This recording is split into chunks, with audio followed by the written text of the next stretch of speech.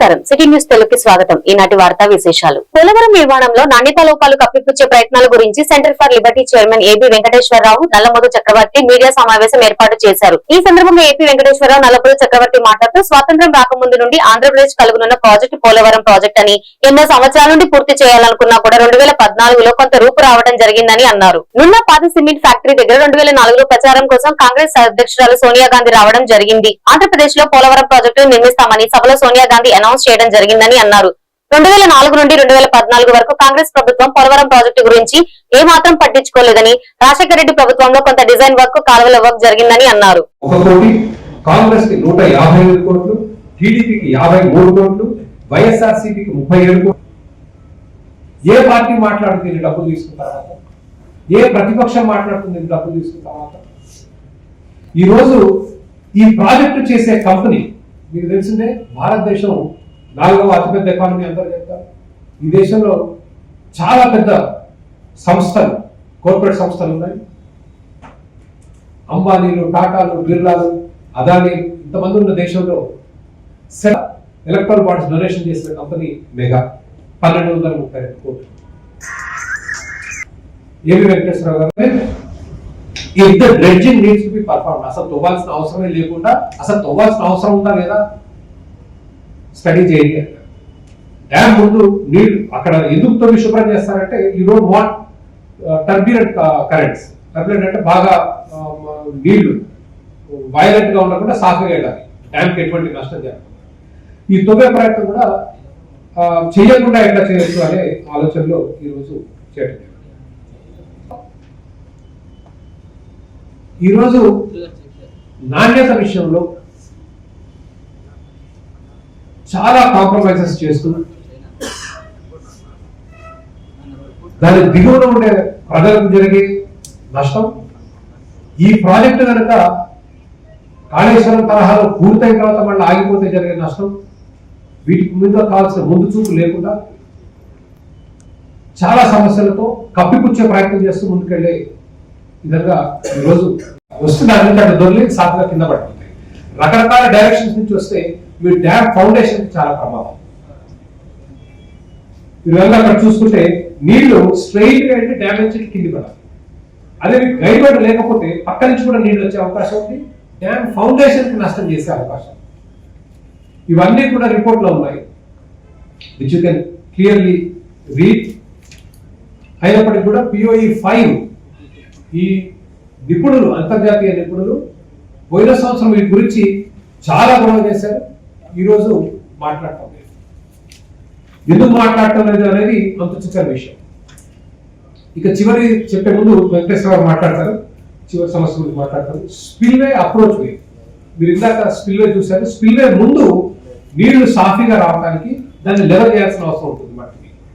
మట్టి రాళ్ళు అన్ని స్పిల్వేకి ముందు, నదీ ప్రవాహం ఇట్లా స్పిల్వే వచ్చి కింద పడతాయి నీళ్ళు. అక్కడ చాలా డ్రెడ్జింగ్ చేయాలి. పోయిన సంవత్సరం జూన్లో రాష్ట్ర ప్రభుత్వ ఇరిగేషన్ అధికారులు రాసిన ఉత్తరం ప్రకారం 38 లక్షల క్యూబిక్ మీటర్లు అక్కడి నుంచి డ్రెడ్జ్ చేయాల్సిన అవసరం ఉంది. అంటే తొట్టి తీసేయాల్సిన అవసరం ఉంది. స్పిల్వే ముందు మొత్తం 154 లక్షల్లో 116 లక్షలు తీసేశారు ఇప్పటికే. మీరు అక్కడ చూస్తే తవ్వకుండా ఉండిపోయింది. మీడియా మిత్రులకి, మీడియా ద్వారా ప్రజలందరికీ నమస్కారం.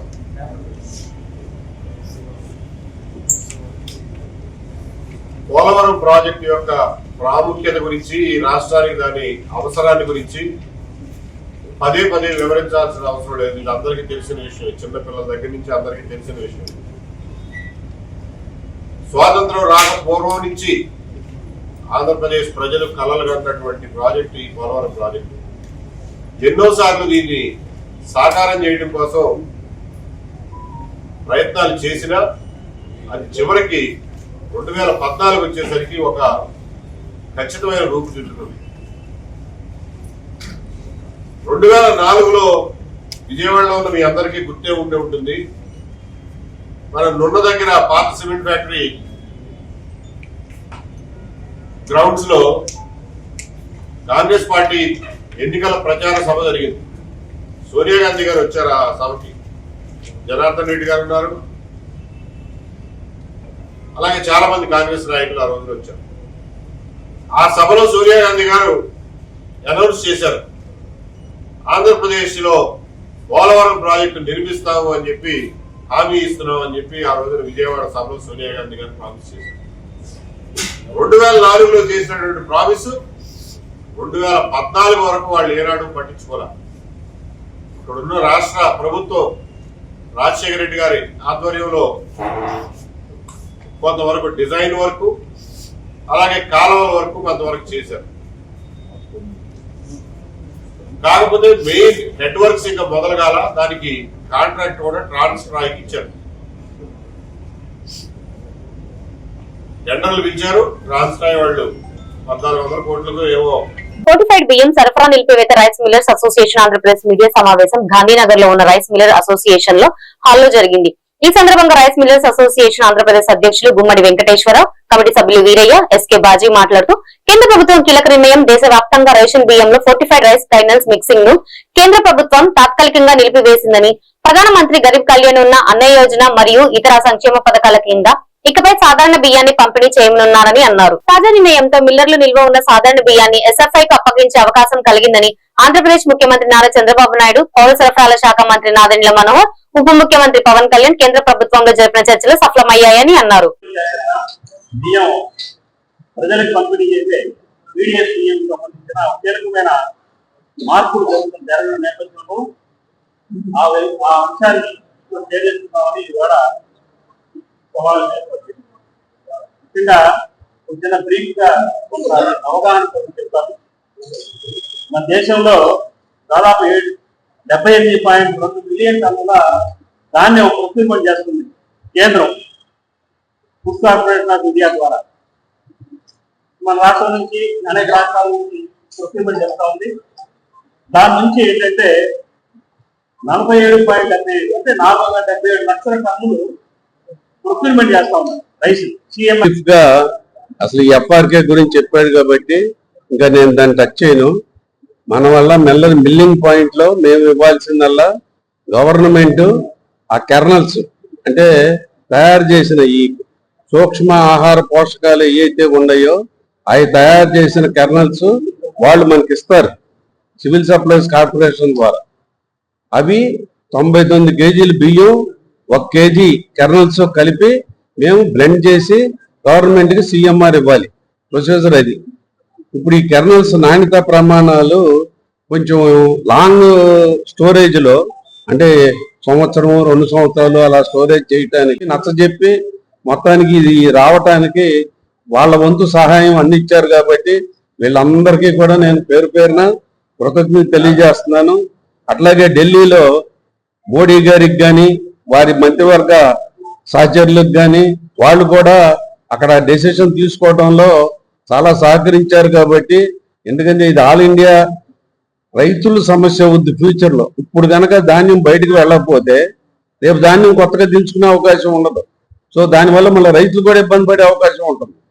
సో ఇది చాలా పెద్ద సమస్య అని చెప్పి గుర్తెరిగి వాళ్ళు కూడా టైమ్లీ అంటే ధాన్యం పాడవ ముందే నిర్ణయం తీసుకోగలిగారు కాబట్టి దీనికి మేమందరం హర్షం వ్యక్తపరుస్తున్నాం. అందువల్లే మనం ఈ ప్రెస్ మీటింగ్ పెట్టడం జరిగింది. దీంట్లో చిన్న అధికారి పోవాలి, అట్లాగే మిగతా జిల్లాల్లో కూడా. సో ఈ ఇబ్బందులన్నీ గవర్నమెంట్ వాళ్ళు కూడా అర్థం చేసుకుని సరే దీనివల్ల చాలా ఇబ్బంది ఉందని చెప్పి ప్రస్తుతానికి రిలాక్స్ చేశారు. అందువల్ల మేము చాలా హర్షం వ్యక్తం చేస్తున్నాం మా సంఘాల తరఫున. ఎందుకంటే ఎవరిదో డబ్బు పోయినా పోయినట్టే, గవర్నమెంట్ డబ్బు మా దగ్గర ధాన్యం పాడైపోయినా డబ్బు పోయినట్టే. సో ఫుడ్ గ్రెయిన్ ఇది పైగా తినాల్సిన ఫుడ్.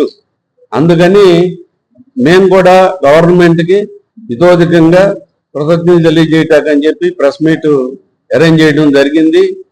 దీంట్లో ముఖ్యంగా మనకి ఢిల్లీ ఫుడ్ మినిస్టర్ ప్రహ్లాద్ జోషి గారు, అట్లాగే మన ముఖ్యమంత్రి నారా చంద్రబాబు నాయుడు గారు, అట్లాగే ఉప ముఖ్యమంత్రి పవన్ కళ్యాణ్ గారు, మన మినిస్టర్ గారు సివిల్ సప్లైస్ మినిస్టర్ గారు నాదెండ్ల మనోహర్ గారు, అట్లాగే మన రాష్ట్రపతికి మన వీరయ్య గారు బాజీ గారి విషయాలు తెలియజేయడం జరిగింది.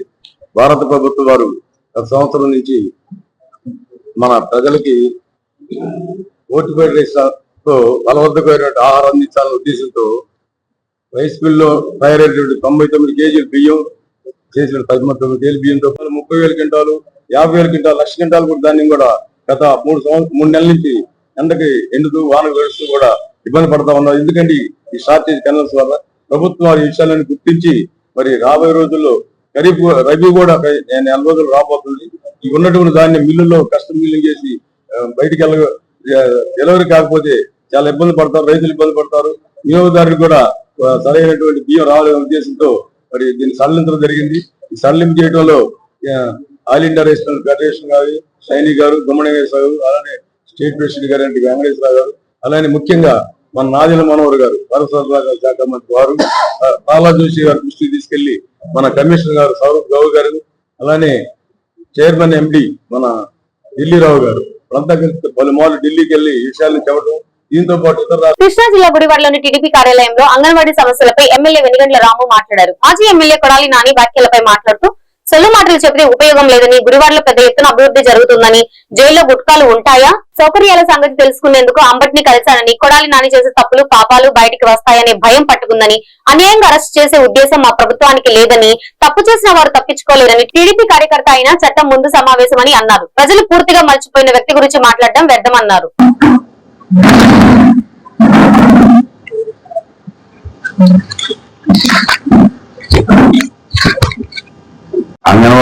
అంగన్వాడీలందరూ కూడా గుర్తుపెట్టుకోవాల్సిన విషయం ఏంటంటే, ఏ రోజైనా కానీ వాళ్ళకి శాలరీ ఎప్పుడు పెరిగినా కానీ చంద్రబాబు నాయుడు గారి హాయంలోనే, చంద్రబాబు గారి నాయకత్వంలోనే ఆయన ఆలోచన ప్రకారమే పెరిగింది. మనం గుర్తుపెట్టుకుంటే 2016లో 4,000 ఉండే టీచర్ శాలరీ 7,000 చేసిందని, అలాగే 2,200 ఉండే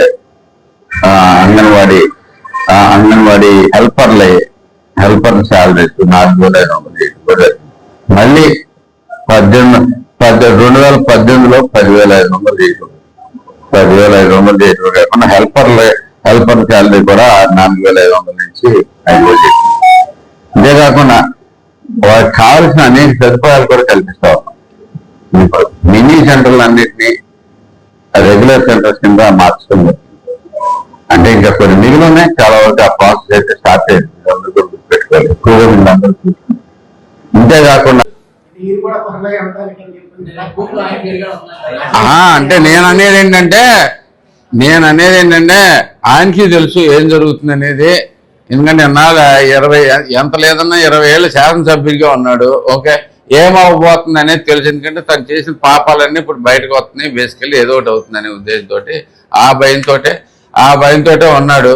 వెళ్ళాడు, ఎట్లా ఉంది బాస్, ఎలా ఉంది బాస్, దీంట్లో ఎట్లా ఉంది, మంచినీళ్ళు ఇస్తారా, కాఫీలు ఇస్తారా, టీలు ఇస్తారా, దీంట్లో ఏమి ఇస్తారు, మనకి ఏం చేయాలి, కిల్లు మనకి మరి ఇప్పుడు మేనేజర్ లేదు, మరి హార్ట్ అటాక్ వచ్చిన తర్వాత ఏ ఉంటాయిగా గుట్కాలు గట్కాలు, అలాంటి ఏమైనా దొరికితే లేదా, మొత్తం మీద అసలు దాని పరిస్థితి ఏంటి, ఎట్లా మెయింటైన్ చేయాలి, ఏ జైలు అయితే బాగుంటుంది, ఇట్లాంటి కనుక్కుని వచ్చి ఉంటాడు మోస్ట్లీ.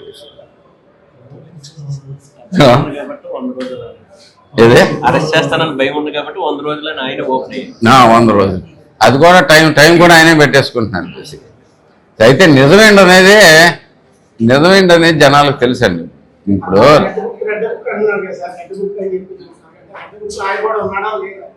రెడ్ బుక్ లో ఆయన ఉన్నాడా లేదా అనే దాంట్లోంచి మనకి రేపొద్దున క్లారిటీ వచ్చిందండి. అది త్వరలోనే అదే చెప్పారు కదా చంద్రబాబు నాయుడు గారు.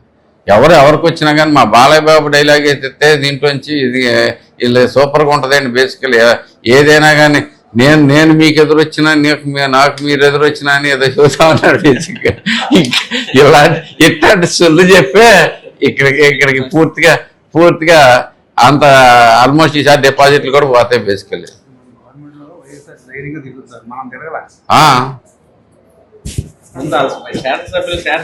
ఈ బులెటిన్ ఇంతటితో సమాప్తం. మరొక బులెటిన్ లో మళ్ళీ కలుసుకుందాం. నమస్కారం.